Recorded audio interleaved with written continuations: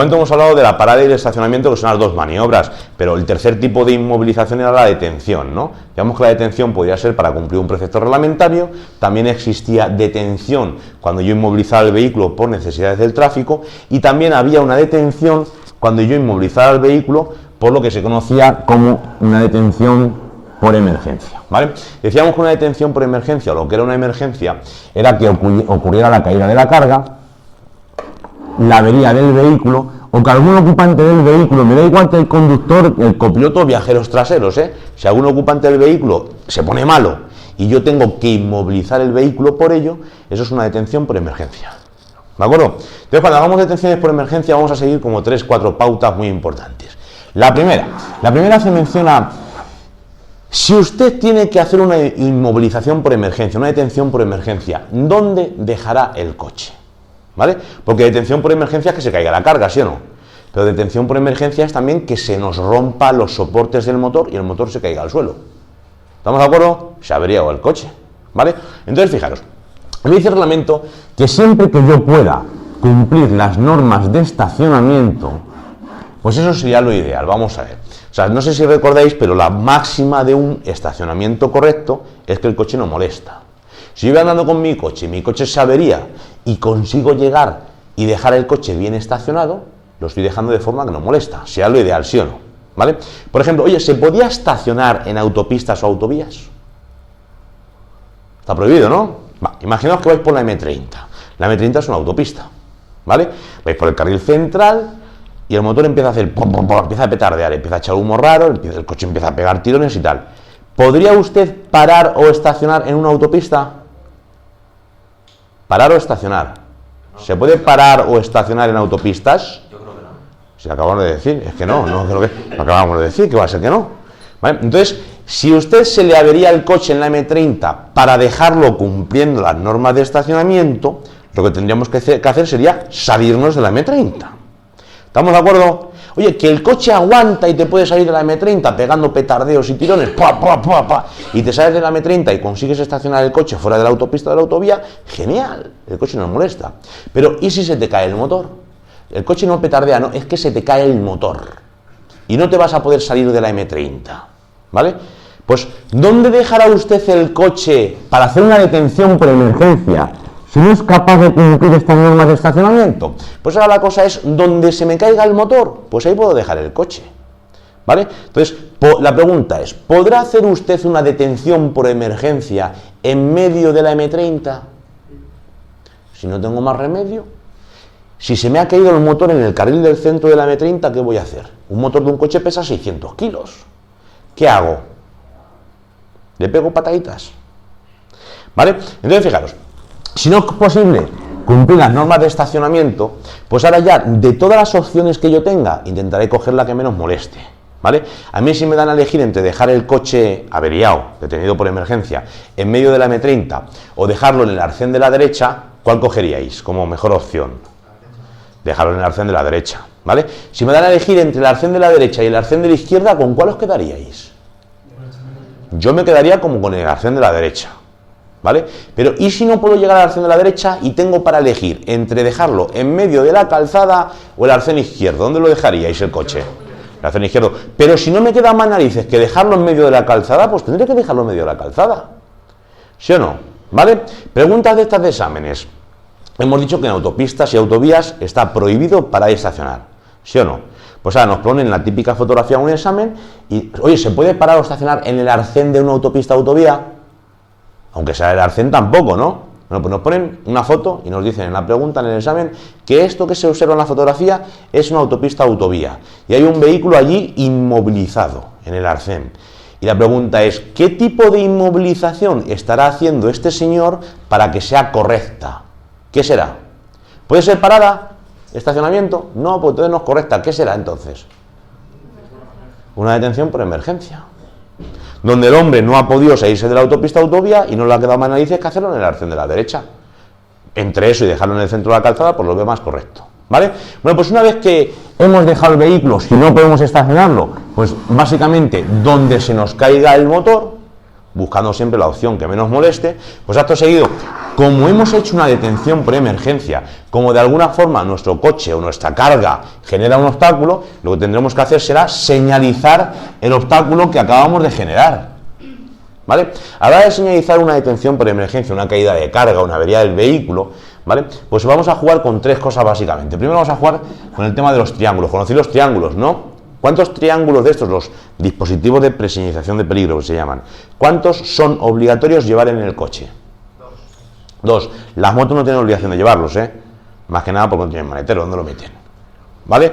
Bien, los triángulos, una cosilla, hay que ponerlo o ponerlos fuera de poblado y dentro de poblado,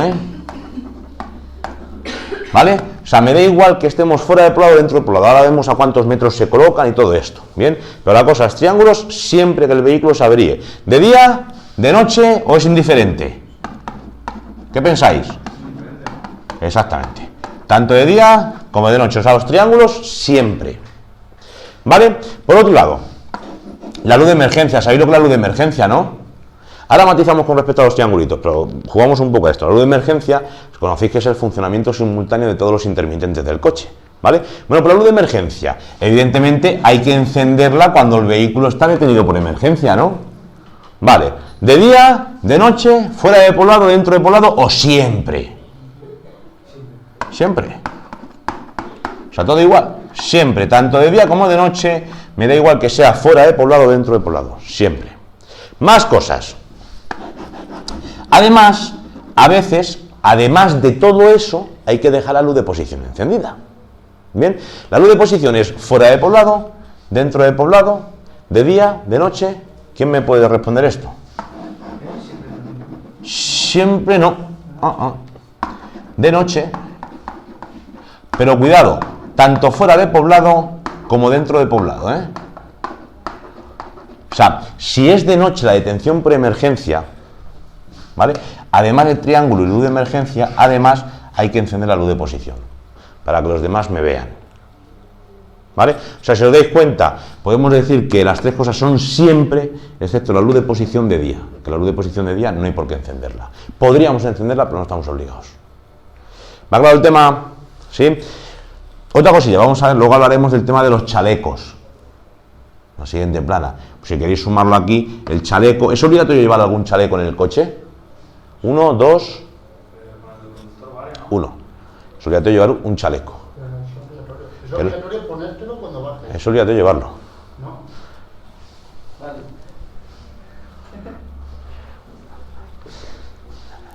Vale. Bueno, no voy a hacer la pausa, luego ya te respondo. ¿Estamos en esto? Vale, pues lo del chaleco, vamos a ver luego que es obligatorio, pero fuera de poblado. ¿Vale?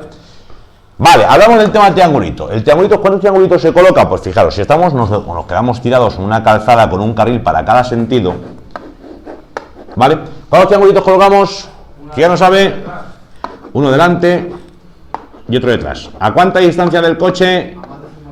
No, a más no. Cuidado, por ahí van las cifras. Como mínimo a 50 metros del coche. Como mínimo, de distancia, 50 metros como mínimo. ¿Puede ser a 51 metros? ¿Es correcto a 51 metros? ¿Y a 53? Sí. ¿A 49? Ya no. Pero además de que tiene que cumplir con este mínimo de distancia con respecto al coche de 50 metros por detrás y por delante, lo más importante es que debe de ser visible por los conductores que se aproximan a como mínimo 100 metros. ¿Vale? Si no conseguimos que esos triangulitos sean visibles a como mínimo 100 metros, no están bien colocados. Y subrayo aquí el mínimo y aquí el mínimo. Lo digo porque hay una pregunta en tráfico que nos dice: usted se queda con el vehículo averiado dentro de una curva de reducida visibilidad. Como es una curva, usted coloca los triángulos a 50 metros. Pero como es una curva, no son visibles por los conductores de los vehículos que se aproximan a 100 metros. ¿Qué debe de hacer? Opción A. Pues como no la opción A dice, como no los ven, pues no los pongo. Opción B dice, pues yo los pongo a 50 metros y que ellos se busquen la vida. Y la opción C dice, pues pondré los triangulitos antes de la curva. ¿Con qué os quedáis? Claro, pues pondremos los triangulitos antes de la curva. A lo mejor ello implica que los pongo a 300 metros del coche. Pero me da igual, cumplo con el mínimo, ¿no? Y lo importante es que los que vengan lo vean a 100 metros, como mínimo. ¿vale? Por favor. Musiquita. Me ha quedado claro entonces, si la calzada tiene un carril para cada sentido, colocamos dos triángulos, uno detrás y otro delante, ¿vale? Si la calzada es una de estas de 3 carriles en total para los dos sentidos, ¿qué tipo de calzada es esta de 3 carriles en total para los dos sentidos? La del carril de la muerte, un carril para cada lado, y el carril central es un carril común, carril de la muerte. Bueno, pues en este tipo de calzadas colocamos también dos triangulitos, uno por delante y otro por detrás en las mismas condiciones. 50 metros como mínimo, visible a 100 metros como mínimo, ¿de acuerdo? Ahora bien, ya si la calzada tiene 4 carriles o más, lo cual significa que tenemos 2 carriles para cada sentido, en esta situación, ¿cuántos triángulos pensáis ya que ponemos? Uno por delante, uno por detrás, 2 por detrás, como tenemos que llevar 2 por detrás, uno nada más por detrás. Entonces, en este caso, al doble de distancia, ¿no? Como nada más que colocamos uno, o la distancia igual. Distancia igual, como mínimo a 50 metros de nuestro coche, visible como mínimo a 100 metros. ¿Vale? O sea, hasta el momento el proceso ha sido, hemos generado un obstáculo, hemos señalizado un obstáculo. Ahora, ¿qué hacemos? ¿Nos vamos al trabajo? Ponemos aquí en el coche, se vende, pocos kilómetros, inspección recién pasada, y nos vamos al trabajo, o lo suyo será quitar aquello del medio.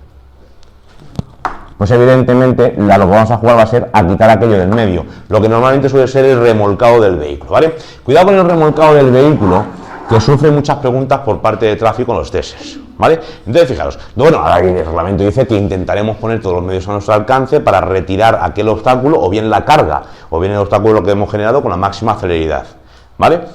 Entonces, hablamos básicamente de esto, remolcar el coche. Pues a la hora de remolcar el coche hay que tener en cuenta una cosa. En las autopistas y autovías, los únicos vehículos que pueden remolcar a otros son solo los vehículos destinados a tal fin, los vehículos grúa. Las autopistas o autovías, solamente las grúas. ¿Y si no hay grúas? ¿Y si las grúas están de huelga como hace unos meses estaban? Pues dejas el coche allí. No puedes llegar con el todoterreno del colega o con el coche del vecino del quinto, engancharlo con una cuerda y sacártelo. No puedes, ilegal. Dime. Pero, ¿y en el resto de vías? Que aquí es donde viene la situación. Vamos a ver. Aquí dentro del resto de vías, ¿qué meteríais aquí dentro? Carreteras convencionales y poblado, ¿no? ¿Sí o no?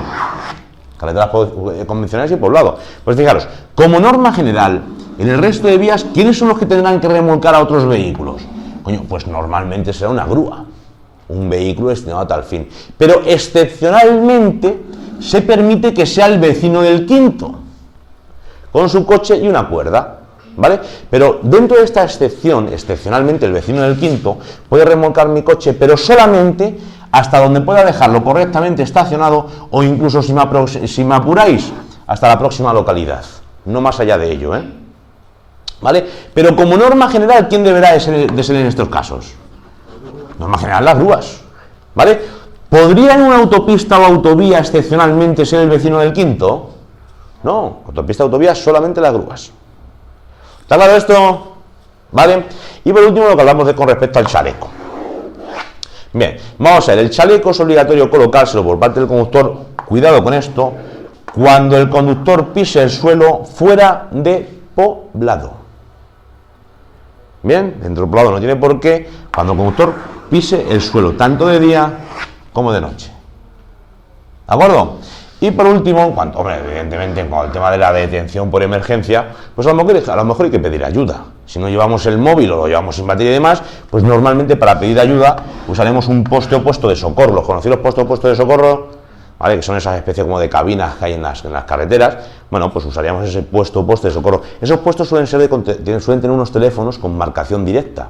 O sea, no llevan dial, no llevan para marcar número. Directamente descuelgas y en la pantalla de Jefatura Provincial de Tráfico ya sale la llamada, sale el punto kilométrico en el que estás y enseguida te mandan una patrulla de la Guardia Civil. ¿Vale? Si no encontráramos un poste o puesto de socorro, la pregunta es, ¿podríamos pedir ayuda al resto de los conductores de la carretera? ¿Podríamos o no? Pues sí, claro. Imaginaos que estéis en medio del desierto. No hay móvil y no hay puesto de socorro, ¿qué hacéis? ¿Os morís allí en medio? Pues hombre, claro que podríamos pedir auxilio al resto de los usuarios de la carretera. Me da igual, incluso aunque fuera una autopista o autovía, perfectamente, no te vas a quedar ahí en medio del desierto.